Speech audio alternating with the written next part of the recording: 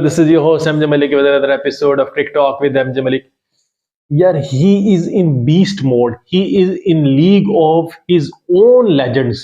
यानी कि उस बंदे का फिलहाल तो मुझे इस टाइम वर्ल्ड कप के अंदर कोई कंपैरिजन नजर नहीं आ रहा जिस बीस्ट मोड में वो इस टाइम खेल रहा है ना। और जब वो रन चेज में जाता है और उसको होम कंडीशन मिल रही है और वो होम भी बैटिंग फ्रेंडली कंडीशन, तो उसको पकड़ना मेरे ख्याल से बहुत मुश्किल है। पाकिस्तान के खिलाफ पता नहीं कैसे पकड़ा गया था, लेकिन यहाँ पे देखा जाए तो वो बंदा ना इस time kind of in his supreme form of his life दोबारा वापस आया हुआ है।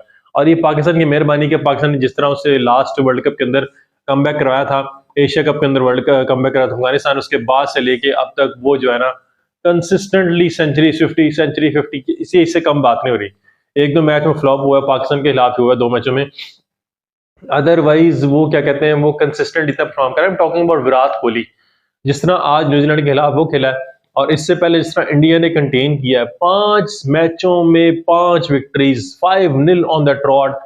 This team is unstoppable. Literally हमें बात करने की, डिस्पाइट आई एम पाकिस्तानी, लेकिन आपको जो है इंडियन जो उनकी ये क्लास है उनको एडमायर करना पड़ेगा। जिस तरह उन्होंने अपना वर्क किया हुआ है, जिस तरह से वो अपने लॉन्ग टर्म फ्यूचर प्लान को आज वो एग्जीक्यूट कर रहे हैं। एवर सिंस 2007 आईपीएल बनती, आईपीएल के बाद से लेके अब तक उन्होंने जिस तरह उनके प्लेयर निकल के आ रहे हैं, डोमेस्टिक स्ट्रक्चर को कितना सपोर्ट मिल रहा है और उससे उनका जो क्रिकेटिंग स्ट्रक्चर है वो कितना फ्लरिश कर चुका है। आप इस चीज को एडमायर करेंगे। आज उन्होंने दुनिया की सबसे बेहतरीन क्रिकेट टीम जो है ना वो खड़ी की हुई है और जब वो अपनी होम कंडीशन पे खेल रहे हैं तो वो होम कंडीशन के ऊपर डेफिनेटली नहीं पकड़े जाएंगे, ठीक है। और मेरे ख्याल से कोई मिरेकल ही होगा, जिस तरह की फॉर्म लगी हुई है, कोई आउटस्टैंडिंगली जिस तरह साउथ अफ्रीका की फॉर्म है, शायद वो पकड़ लें, या कोई इंग्लैंड की बेसबॉल की काम आ जाए और यहाँ नॉकआउट के अंदर उन्हें कोई नॉकआउट पंच दे दे। Otherwise they are in supreme form और उनका हर प्लेयर जेल कर रहा है। आज के मैच की बात करेंगे, टॉस जीता इंडिया ने और टॉस जीत के न्यूजीलैंड को पहले बैटिंग की। एज वेल उन्होंने 5 मैच खेले और 5 के 5 चेस किए हैं। अब मुझे ये आ रहा है कि कोई ऐसी टीम जो कि टॉस जीतेगी और इनको पहले बैटिंग करवाएगी और बैटिंग करने के बाद इनको जल्दी आउट करेगी और फिर वो चेजिंग पे जाएगी, तब ये टीम पकड़ी जाएगी। या कोई टीम पहले बैटिंग करके इनके अगेंस्ट कोई 350-400 रन का बड़ा टोटल, जबकि साउथ अफ्रीका में कैपेबिलिटी है वो लगा सकते हैं, तब कोई मैच देखने को मिलेगा। Otherwise ever since start of this tournament this team is unmatchable. India की टीम वाकई आपको इस चीज को एडमिट करना पड़ेगा, they are in form of their life. और उसके बाद बात करेंगे, स्टार्ट बड़ा गंदा था, शुरू में 2 विकेटें गिर गई, लेकिन उसके बाद रचिन रविंद्रा और डैरल मिचेल लग रहा था कि यार वो मैच को एकदम ले जाएंगे और वो ले भी गए। काफी हद तक उनको जो दोनों की पार्टनरशिप थी वो एक अच्छे बुरे स्टार्ट से वो काफी हद तक अपनी टीम को फ्लरिशिंग स्टार्ट में ले गए और उन्होंने एक ऐसे टोटल पे लाके खड़ा कर दिया था कि यहाँ से अब इजीली वो जो 300 प्लस के टोटल को टच कर सकते हैं। लेकिन उसके बाद डैरल मिचेल की विकेट गिरती है, रचिन रविंद्रा की विकेट गिरती है और वो डैरल मिचेल सेंचुरी बनाता है। वो तो थोड़ा लग रहा था कि टीम को थोड़ा लेके चलेगा, लेकिन रचिन रविंद्रा की विकेट के बाद उसके दूसरे एंड के ऊपर कोई भी प्लेयर नहीं जमा। लाहरी 6 ओवरों में सिर्फ 30 स्कोर बना है और अगर वही 6 ओवरों में अगर 60-70 स्कोर बना होता, जो कि न्यूजीलैंड की कैपेबिलिटी है इस चीज में, वो जो थी शायद वो 273 की बजाय 300 300 350 लगा टोटल बोर्ड पे होता तो शायद कुछ और बात होती। लेकिन अप्रिशिएट करना पड़ेगा कमबैक बॉय मोहम्मद शामी को, और उसने क्या बॉलिंग की यार, और 5 विकेटें निकाल गया वो भी, आज पंजा लगा दिया उसने भी। और 5 विकेट निकालने के बाद वो जो है ना उसने एंड में जो कंट्रोल किया ना, डैमेज कंट्रोल था शुरू में जो का डैमेज, उसने एंड में आकर रिवाइव करके जो डैमेज कंट्रोल किया ना, वहां से वो मैच बचा गया। अदरवाइज जो है ना इंडिया वाज मैच जो समझ से स्लिप हो रहा था, जैसे डैरल मिचेल और रचिन रविंद्रा खेल रहे थे वो मैच ले जाते, लेकिन इन दी एंड के ऊपर जो डैमेज कंट्रोल किया ना इंडिया के फर्स्ट इनिंग के अंदर, वो जो था ना अपलॉडेबल था। उसके बाद अब बात करेंगे उनकी बैटिंग की, इंडिया की। शुरू में उनकी भी विकेटें गिनी है, रोहित शर्मा भी शुरू में स्लॉगिंग की अच्छी बैटिंग की, लेकिन वो भी इसको कैप्टन। लेकिन उसके बाद आप देखें कि जो बंदा सिंगल हैंडेडली, उस बंदे का जो माइंड है ना, काइंड ऑफ अ कंप्यूटर, वो उसने हर चीज कैलकुलेट की होती है, कहाँ पे मुझे ग्राउंड शॉट खेलनी, कहाँ पे मुझे बड़ी हिट मिलेंगी, कहाँ पे मुझे जो है वो स्मूथली जो है ना वो क्या कहते हैं मिल्क करना है, run milking, he was milking run जो उनको उसके लिए निकल के आ रहे थे वो भी। और जब वो आप क्रीज पे वो टिक जाएगा ना, तो दैट गाय इज अनकंट्रोलेबल। जब आप शुरू में उसको कंट्रोल कर लें, अदरवाइज वो कंट्रोल नहीं होगा भाई।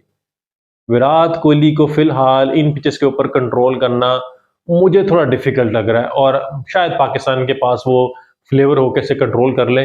लेकिन मुझे अभी फिलहाल जो है ना विराट कोहली, और उसके बाद जिसने एंड में रन चेस किया, रविंद्र जडेजा ने उसका साथ दिया, और इन द एंड सेंचुरी से फ्यू, एंड में उसकी कोशिश की थी कि शायद सेंचुरी कर जाऊं, लेकिन सेंचुरी से फ्यू रन शॉर्ट, और that beast mode was captured by Philip, और सेंचुरी से 4 स्कोर पीछे रह गए।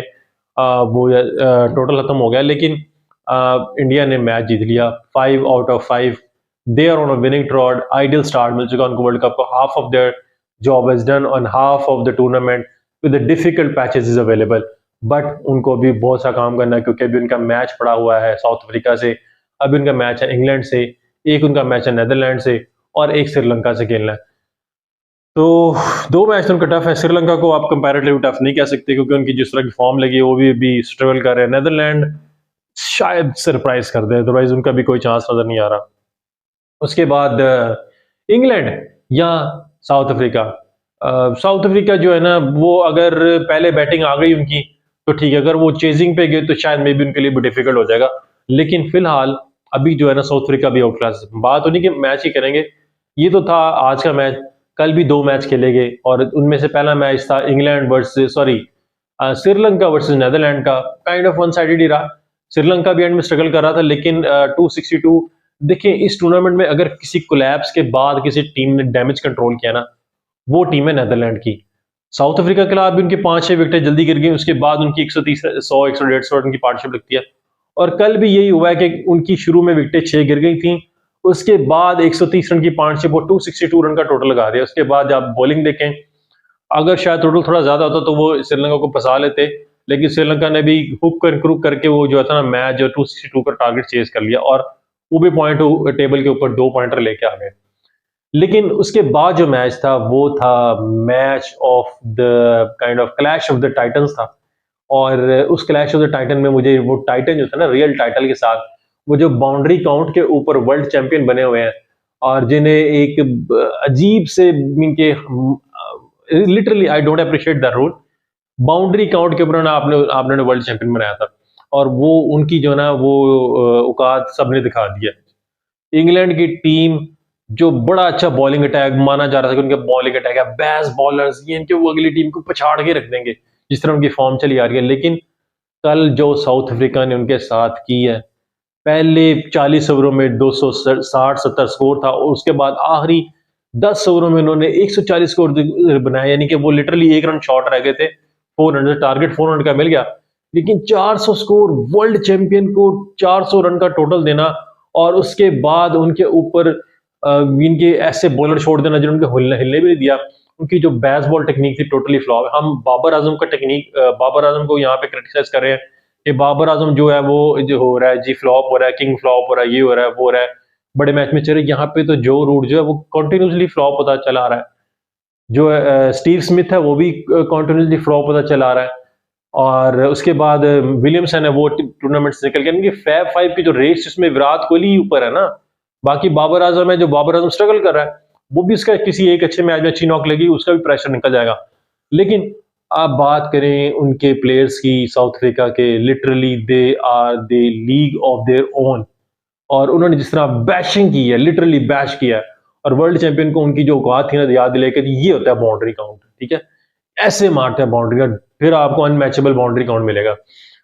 400 रन क्लासन के 109 और जेंसन के 72 रन आप देखें, इस तरह उन्होंने एंड में फेंटा है, और वहां पे पकड़े नहीं जा रहे थे। मार्कवुड क्या, वहां पे उनके पास टॉपली क्या, विली क्या, आदिल रशीद क्या, कोई भी बॉलर उनका हाथ में लिया। और हम जो कहते हैं मार्कवुड एक्सप्रेस पेस है, इस एक्सप्रेस पेस को तो इस टूर्नामेंट में मलीदा निकल गया ना।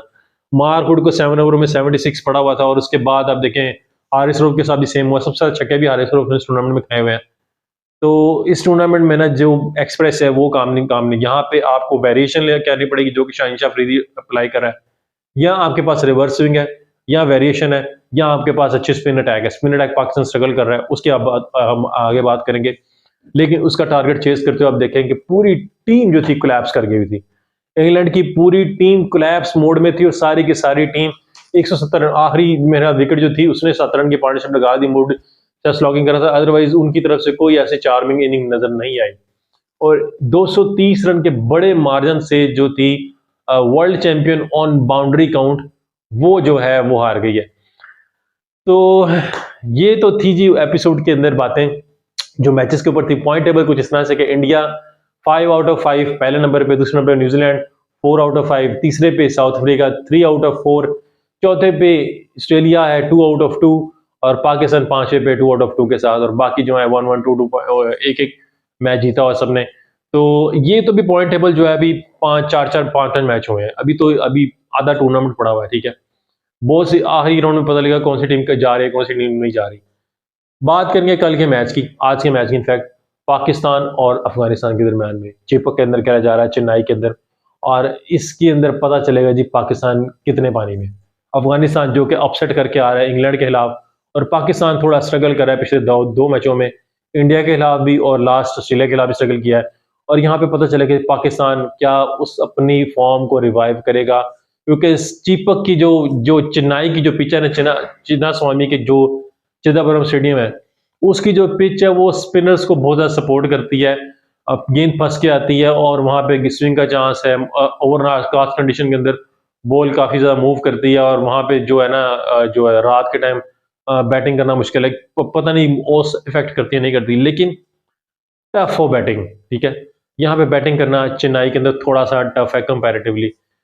तो अभी पता चलेगा जी आज के मैच में पाकिस्तान किस तरह अपने रिवाइव करता है, क्या चेंजिंग करनी पड़ेगी, क्या नहीं करनी पड़ेगी। और मेरे ख्याल से मैं कहता हूँ कि उसामा मीर को ना, जो आपने एक एक्सपेरिमेंट किया था ऑस्ट्रेलिया के खिलाफ, उसको वापस बिठाएं और शादाब खान को वापस लेके आए, तो शायद पाकिस्तान कुछ अच्छा कर सकेगा, क्योंकि पाकिस्तान को इस किस्म की जो स्पिन अटैक है उसके अगेंस्ट शादाब बड़े अच्छा खेलता रहा, काफी अर्से से शादाब बड़ी अच्छी फॉर्म में रहा है, स्पेशली अगेंस्ट अफगानिस्तान। अगर आप रिसेंट पास में पाकिस्तान अफगानिस्तान की सीरीज उठा के देख लें, उससे पहले पाकिस्तान अफगानिस्तान के मैच उठा के देखें, तो Shadab kind of A loan warrior in the and, के वो हमेशा जो है हमें बचाता होता है। तो मेरे ख्याल से शादाब को दोबारा खिलाना चाहिए। तो आज के मैच में अभी देखना पड़ेगा पाकिस्तान क्या टीम लेके जाता है, क्या they will play with the same 11 और they will change and bring back their जो प्राइम स्पिनर है शादाब, उसको वापस लेके आते हैं, और शादाब अपनी बॉल के साथ भी फॉर्म लेके आता है या नहीं। तो इसके मुतालिक आप अपनी राय का इजहार कमेंट में ज़रूर कीजिएगा। आज का मैच कौन जीतेगा ये भी प्रेडिक्शन कर सकते हैं। I go with green shirts. और एपिसोड को लाइक कीजिए, चैनल को सब्सक्राइब कीजिए। This is what we have for today's episode. Thanks for watching.